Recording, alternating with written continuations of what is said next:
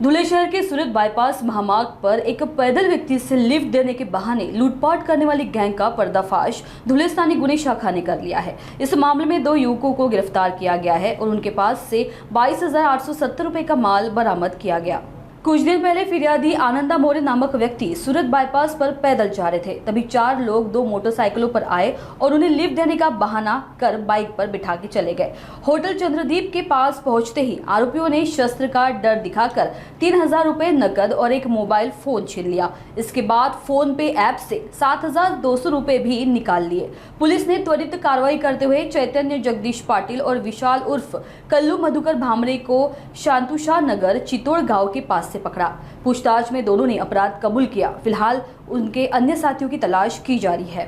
दिनांक 19/4 रोजी मध्यरात्री सूरत बायपास येथे अजय आनंदा मोरे राहणार बदाने तालुका जिल्हा धुळे हे बाहेर गावाहून येऊन पायी आपल्या गावाकडे जाण्यासाठी वाहन शोधत असताना त्या ठिकाणी एक 4 ते 5 इसम अनोळखी त्या ठिकाणी मोटरसायकलवर आले आणि त्यांना चाकूचा आणि इतर जीवे मारण्याचा धाक दाखवून त्यांच्याकडील मोबाईल, त्यांचे रोख कॅश असे सर्व साहित्य त्यांनी लुटून नेलेले होते।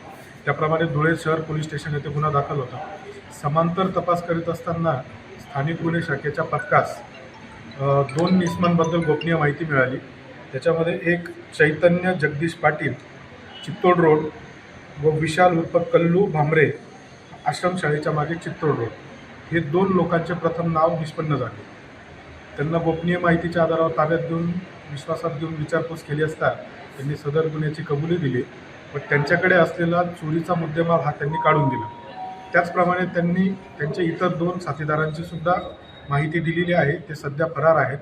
त्यांचा शोध घेऊन त्यांना गुन्ह्याच्या तपासकामी अटक करण्याची तजवीज केलेली आहे। सदर आरोपी यांना मान्य न्यायालयासमोर समक्ष सादर केले असता त्यांची पोलीस कोठडी रिमांड दिलेली आहे।